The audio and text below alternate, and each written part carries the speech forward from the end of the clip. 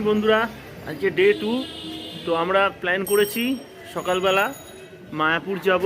তো ওখানে ইসকনে ভোগ খাবো। এখন অলরেডি আমাদের লেট হয়ে গেছে, 10টা বাজে। তো প্রথমে আমরা টিকিট ওখানে কুপন করব, কুপন করার পরে আমরা ঘুরতে যাব। ঘুরে এসে তারপরে 1টার দিকে ভোগ খাওয়া যায়, তখন আমরা ভোগ খাবো। খেয়ে তারপরে দেখছি কী করি। যদি মোটামুটি ওখানে স্টে করি তাহলে ওখানে সন্ধ্যা আরতি দেখি হোটেলে ফিরবো, আদারওয়াইজ হোটেলে ফিরে আবার দেন সন্ধ্যা আরতি দেখতে যাব। তো আমাদের সঙ্গে থাকো। এখানে লঞ্চের টিকিট কাউন্টার আছে। লঞ্চ হচ্ছে জন প্রতি 10 টাকা করে, আর নৌকা হচ্ছে জন প্রতি 5 টাকা করে। তো আমরা 10 টাকা করে টিকিট কেটেছি। কেটে এই লঞ্চের ঘাটের দিকে এখন যাব। লঞ্চ আমাদের জন্য ওয়েট করছে। লঞ্চে উঠে আমরা চলে যাব মায়াপুরের উদ্দেশ্যে। বন্ধুরা, তো যথারীতি 10 টাকা করে জন প্রতি টিকিট কেটে আমরা এই রাস্তা দিয়ে, যেখানে দেখো মায়াপুর যাইবার পথ, এখান দিয়ে আমরা রওনা দিলাম। ওই দেখো দূরে মায়াপুর দেখা যাচ্ছে।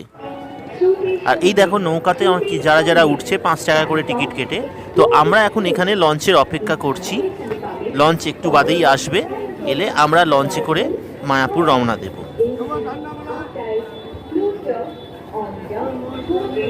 তো বন্ধুরা, আমাদের লঞ্চ আসছে। এবার আমরা মায়াপুরের উদ্দেশ্যে রওনা দেব।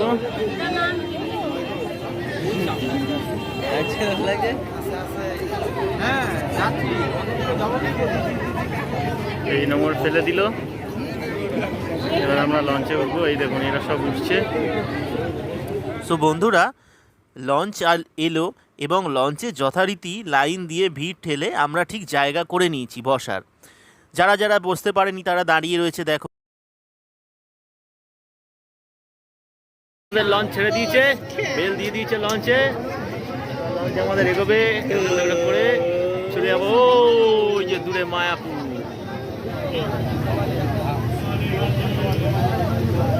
বন্ধুরা, ভিড়ের মধ্যে যতটা পারছি আমাদের লঞ্চ থেকে ভিউ দেখাচ্ছি গঙ্গার।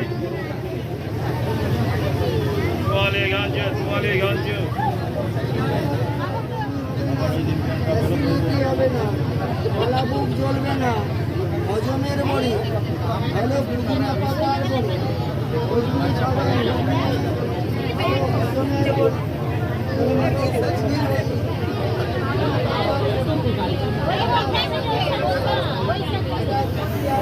আমরা এসে পৌঁছে গেছি মায়াপুর ফেরিঘাট, ওই যে দেখতে পাচ্ছ।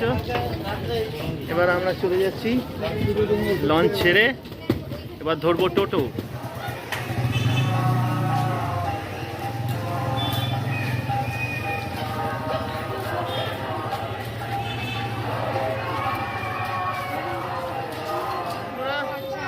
আমরা 15 টাকা করে নিয়ে ইসকনে যাচ্ছি।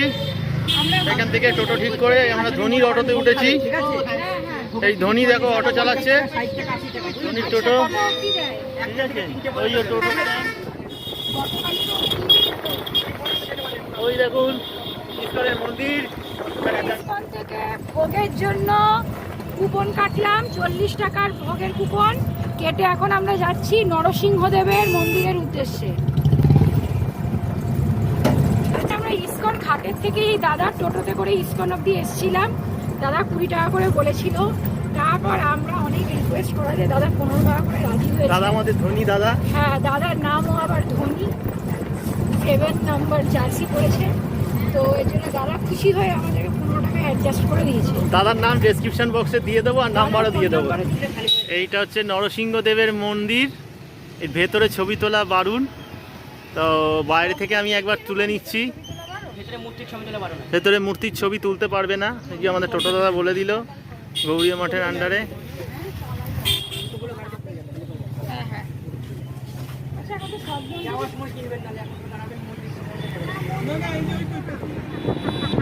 এখন আমরা নিমাইয়ের জন্মস্থান যাচ্ছি। এইখানেও বোধহয় ছবি তোলা অ্যালাউ নেই।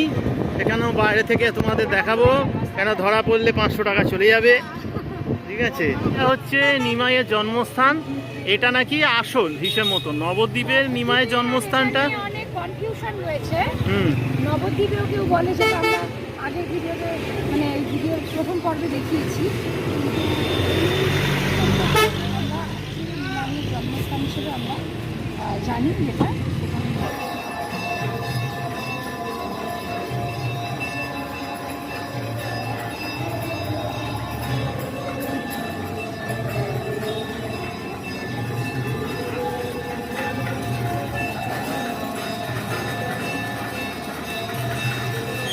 এটা অদ্বৈত গদাধরের বাড়ি। অদ্বৈত গদাধরের মূর্তি রয়েছে এখানে, ভেতরে ছবি অ্যালাউড নয়, তাই বাইরে থেকে করে দিচ্ছি। ওই যে ওইদিকে মন্দিরটা রয়েছে, ওখানে মন্দির মেরামতি হচ্ছে বলে সেই মূর্তি এনে এখানে পূজিত হচ্ছে। এটা আসলে শিবাসঙ্গন, শিবাসঙ্গনে এই মূর্তি পূজিত হচ্ছে। আর এই শিবাসঙ্গনে জগাই মাধাই আর ওই চাঁদকাজি সে মিলে যে নিমাইয়ের যে খোলটা ভেঙে দিয়েছিল, সেই 550 বছরের খোলও সংরক্ষিত আছে। বন্ধুরা, ওই খোলের ছবি তোলা অ্যালাউ নেই বলে আমরা এই ছবি থেকে তোমাদের দেখাতে পারলাম। এই হচ্ছে সেই ভাঙা খোল। আর এখন যাচ্ছি আমরা কাজী সাহেবের সমাধি, যেখানে 523 বছরের গাছ আছে, মহাপ্রভু লিপিতে লাগিয়েছিল। আচ্ছা, এই কাজী সাহেবের এখানেই বলছিলেন কি ইচ্ছা পূরণ কি সব? হ্যাঁ, পরিক্রমা করলে মনস্কামনা পূর্ণ হবে। কাজী আগে বদমাশ ছিল, এখানে খোল ভেঙে দিয়েছিল, যেটা টাকা ও আচ্ছা, এই কাজই পরে ভালো হয়ে যায়। পরে ভালো হয়ে যায়, হরিনাম করতো। তার জন্য মহাপ্রভু কাজীকে বদ দেয় যে তুমি এত ভালো হয়ে গেছো, তোমার মারা যাওয়ার পরে তোমার কবর আমি নিজে হাতে দেবো। সে কবর দিয়ে কবরের উপরে গাছটা লাগিয়েছিল। বয়স 523 বছর বয়স। এই গাছের সিজন হচ্ছে গরমকালে, বুঝলেন তো? এখন সিজন। আর শীতকাল আসে পাতা মারা সব শুকিয়ে কাঠ হয়ে যায়, তাও কবরে ফুল পড়বে। তার জন্য আর কি বলে মরা গাছে ফুল পড়বে, বুঝলেন? বন্ধুরা, আপনারা তো শুনলেনই, এই হচ্ছে সেই কাজী সাহেবের কবর। আর এই সেই গাছ, যে গাছ গরমকালে এত মানে ঝাড়ের মতন বেড়ে থাকে, কিন্তু শীতকালে শুকিয়ে যায়, কিন্তু তারপরেও এই গাছে ফুল ফোটে। সেই ফুল এই কবরের মধ্যে পড়ে এবং এই গাছকে প্রদক্ষিণ করে যা মনস্কামনা করা হয় সেটা পূর্ণ হয়। সো বন্ধুরা, আমাদের পরবর্তী গন্তব্যস্থল হলো মায়াপুরের জগন্নাথ মন্দির। এই জগন্নাথ মন্দিরে আমাদের ঠিক পুরীর জগন্নাথ মন্দিরে যা যা নিয়ম আছে, সেম নিয়মে এখানে জগন্নাথদেব পূজিত হন।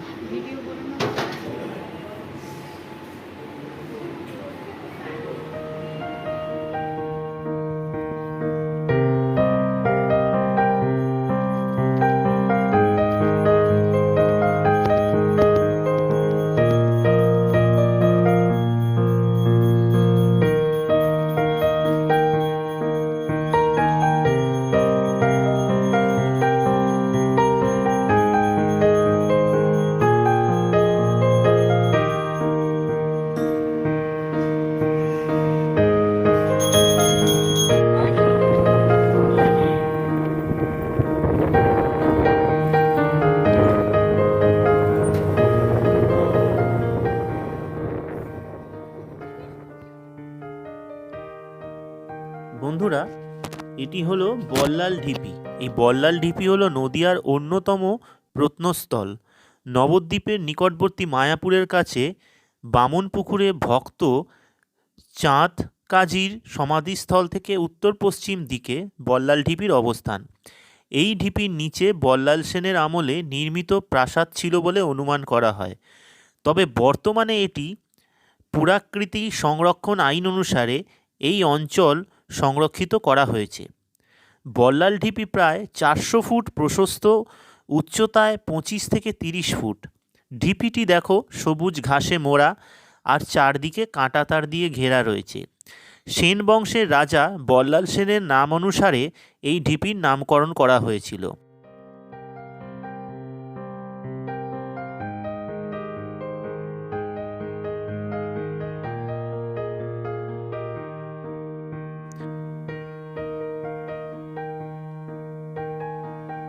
উৎখননের আগে অনেক ইতিহাসবিদ এটিকে সেন রাজাদের রাজধানী হিসেবে মনে করতেন, কিন্তু বর্তমানে তা ভুল প্রমাণিত হয়েছে। বিজয়নগর বা বিজয়পুর ছিল সেই সময়ের একটি অত্যাধুনিক শহর ও সেন বংশের রাজধানী, যার অবস্থান এখনও পর্যন্ত আবিষ্কৃত নয়। বিজয়পুর স্থাপন করেন বল্লাল সেনের পিতা রাজা বিজয় সেন।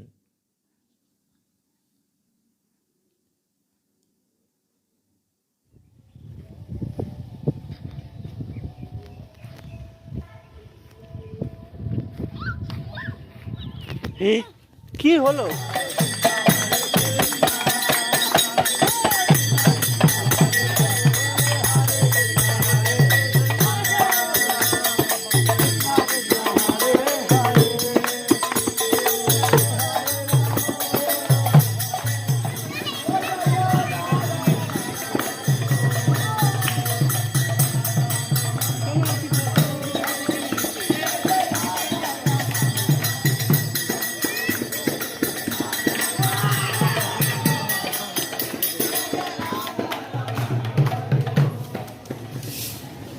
পা পিছলে আলুর দম হয়ে গেছে, ঠিক আছে? তাও আমি ঘুরছি,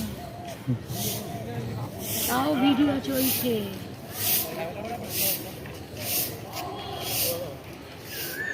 আমরা সবাই যেখানে ইসকন বলি এর ভেতরটা দেখাবো। আর এই হলো সেই পৃথিবীর সব থেকে বড় মন্দির যে তৈরি হচ্ছে, সেইটা এখনো কমপ্লিট হয়নি। এর ভেতর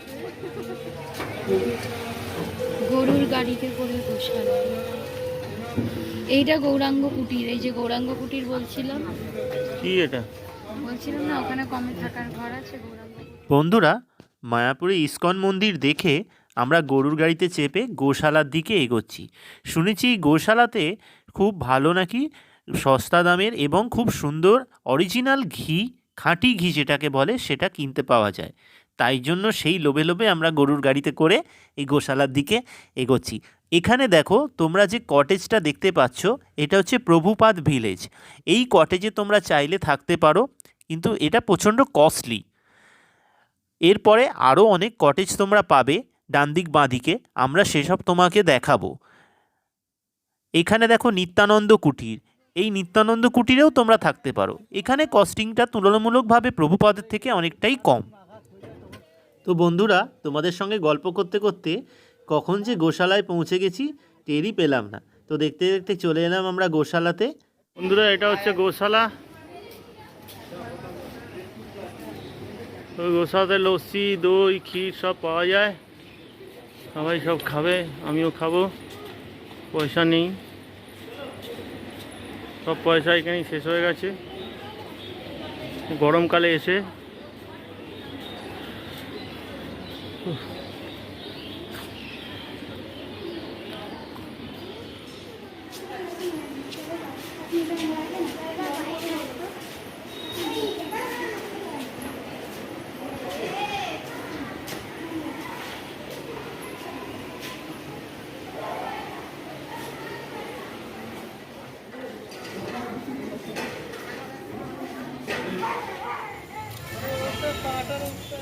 বন্ধুরা, এই গোশালা দেখার পর আমরা আর বেশি তেমন কিছু ঘুরতে পারিনি।